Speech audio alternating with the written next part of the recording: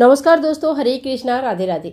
व्रत विधि उपाय में सभी लोगों का स्वागत करती हूँ और सभी को नवरात्रि की बहुत बहुत शुभकामनाएं।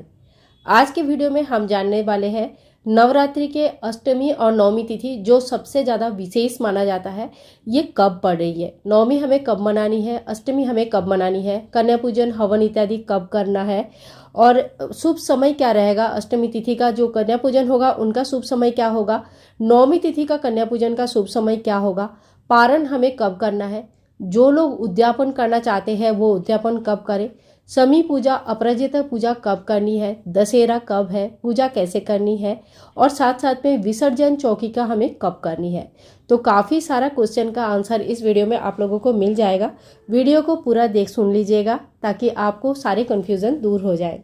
तो देखिए, इस साल अष्टमी तिथि जो शुरू हो रहा है वो है 10 अक्टूबर 2024 दोपहर को 12:31 पर और समाप्त हो रही है 11 अक्टूबर दोपहर को 12:06 पर। सप्तमी युक्त अष्टमी से ज़्यादा अच्छा होता है जो उदया तिथि वाले अष्टमी होती है, और क्योंकि उदया तिथि में हमें आधा दिन की अष्टमी मिल रही है इसीलिए 11 अक्टूबर अष्टमी तिथि मनाया जाएगा और इसी दिन नवमी तिथि भी मनाया जाएगा। उदया तिथि के हिसाब से 11 अक्टूबर के दिन अष्टमी मनाया जाएगा और जो लोग अष्टमी के दिन कन्या पूजन करते हैं वो 11 अक्टूबर को कन्या पूजन करेंगे। दोपहर को 12:06 के बाद नवमी तिथि लग जाता है और नवमी तिथि भी इसी दिन मनाया जाएगा क्योंकि अगले दिन यानी कि 12 तारीख को दशमी लग जाता है। जो लोग कन्या पूजन करेंगे नवमी का वो भी 11 तारीख को ही करेंगे। यानी कि इस बार सिंपल भाषा में बोले तो समझ में इतना आता है कि 11 तारीख को अष्टमी भी है, नवमी भी है और दोनों का कन्या पूजन एक ही दिन में है। बस दोनों का टाइमिंग थोड़ा अलग अलग है।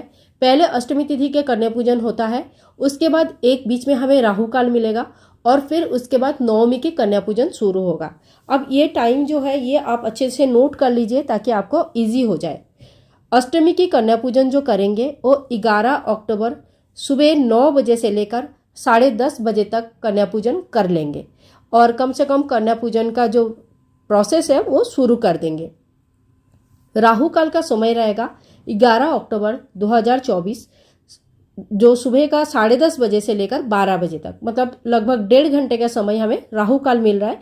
इस समय आपको कोई भी नया काम, अच्छा काम, कन्या पूजन इत्यादि नहीं करनी चाहिए।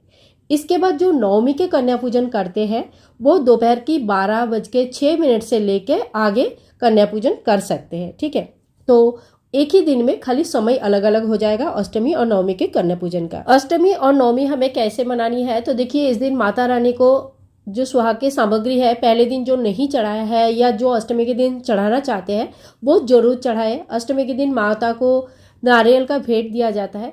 इसी दिन कन्या पूजन के लिए कन्याओं के लिए गिफ्ट लाया जाता है। कम से कम 9 कन्याएं आपको पूजना चाहिए। इसके अलावा भी अगर आपके पास और भी कन्याएं अवेलेबल है तो आप उनकी भी पूजन कर सकते हैं।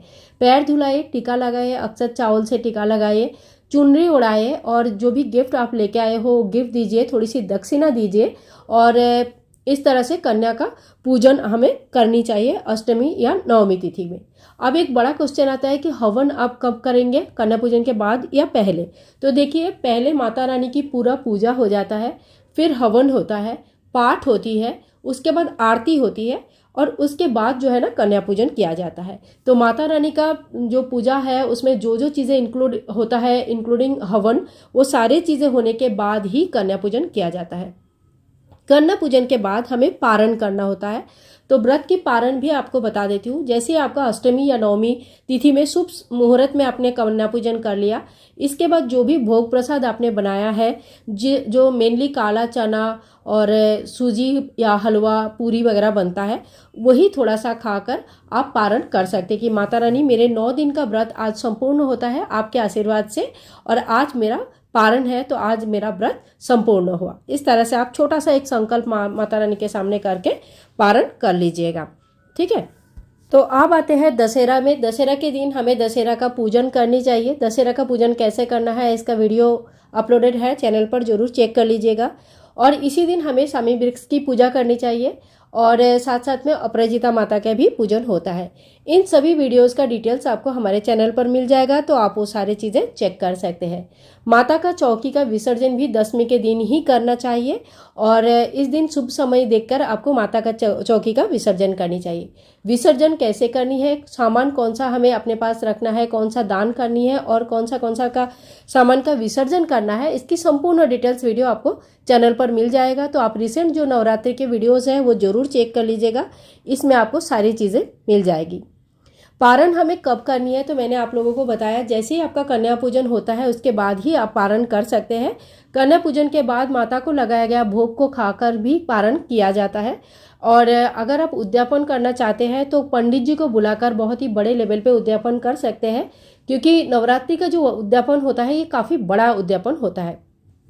परंतु अगर सुविधा नहीं है और आप घर पर उद्यापन करना चाहते हैं तो देखिए 9 दिन का जो पाठ पूजा हो जाता है, उसके बाद माता रानी के सामने हाथ जोड़ करके यही कहना है कि हे माता रानी, अब तक जितना मुझसे हो पाया है मैंने पूजा किया है, आगे भी अपने सामर्थ्य के अनुसार पूजा करेंगे, लेकिन जो मेरा संकल्प था वो संपूर्ण हुआ, तो आज मैं नवरात्रि की व्रत की उद्यापन कर रही हूँ या कर रहा हूँ। इस तरह से आप उद्यापन कर सकते हैं। उद्यापन से पहले आपको माता रानी की पूजन करना है, हवन करना है, आरती करनी है, कन्या पूजन करनी है, उनको दान दक्षिणा देना है, पैर धुला के टीका लगा के प्रॉपरली जैसे कन्या पूजन होता है उस तरह से करना है। और उसके बाद पारण करने के बाद आप माता रानी के सामने हाथ जोड़ करके उद्यापन का संकल्प ले सकते हैं। तो देखिए इसी तरह से बहुत ही सरल विधि से आपको अष्टमी और नवमी और दशमी की पूजा विधि मैंने आपको बता दिया। जो बेसिक डिटेल्स है वो मैंने आप लोगों के साथ शेयर कर दिया है। इसमें भी अगर आपको डिटेल्स वीडियो चाहिए तो आप चैनल पर जरूर एक बार चेक कीजिएगा, जिसमें मैंने पूरी तरह से बताया है कि चौकी कैसे हटाया जाता है, दशहरा का पूजन कैसे किया जाता है। आज की वीडियो अगर आप लोगों को पसंद आया तो प्लीज़ लाइक कीजिएगा और शेयर कीजिएगा। चैनल पे पहली बार आए हैं तो चैनल के साथ जुड़ जाइए और मिलूंगी नेक्स्ट वीडियो में। तब तक के लिए हरे कृष्णा, राधे राधे, जय माता दी।